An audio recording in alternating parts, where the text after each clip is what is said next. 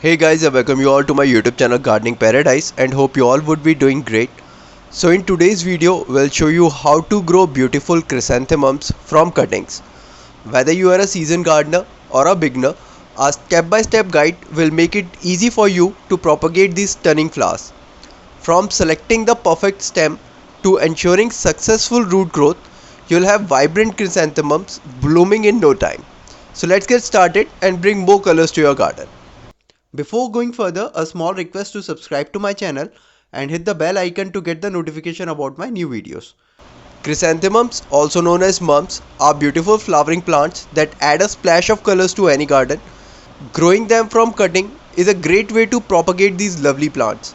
July, August and September, these 3 months bring such a perfect mix of monsoon rains, high humidity and ideal temperatures that you can grow most plants from cuttings quite easily during this time. So without any further ado, let's get started.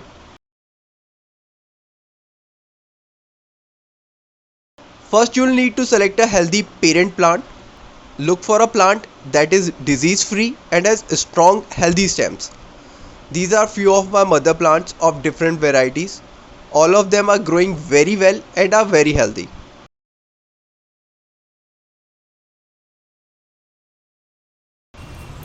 Using a clean, sharp pruning shears, cut a 4 to 6 inch piece of stem just below a leaf node. Make sure to choose a non-flowering stem as it will root more easily. Next, remove the leaves from the lower half of the cutting.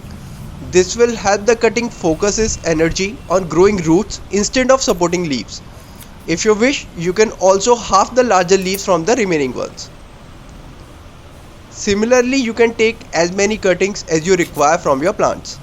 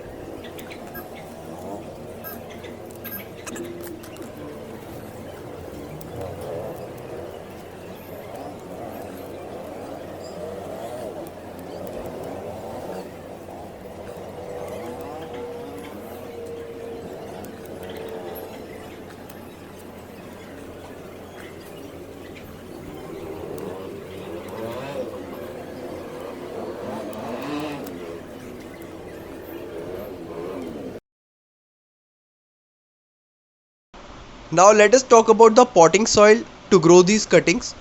The best medium to grow chrysanthemum cuttings is river sand. You can also use potting mix or normal soil, but make sure that whatever medium you are using, it should be a well draining one. If possible, these cuttings should be grown in a container with a wide mouth and shallow depth. However, you can grow them in pots of any shape, size and type. Here I've filled river sand in an old iron pan and had also made holes in the bottom for proper drainage.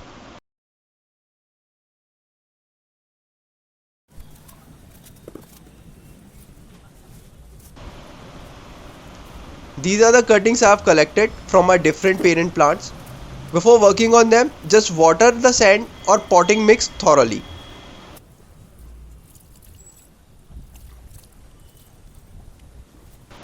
To encourage root growth, dip the cut end of the stem into a rooting hormone powder. This step is optional, but it can increase your success rate. Here, instead of rooting hormone, I am using a fresh aloe vera gel. It works exactly the same. Dip the cut end of the stem in the gel of a freshly cut aloe vera leaf. Now plant the cutting in a pot filled with the medium you are using. Insert the cutting in it and gently firm the soil around it. Now repeat the process with other cuttings of yours.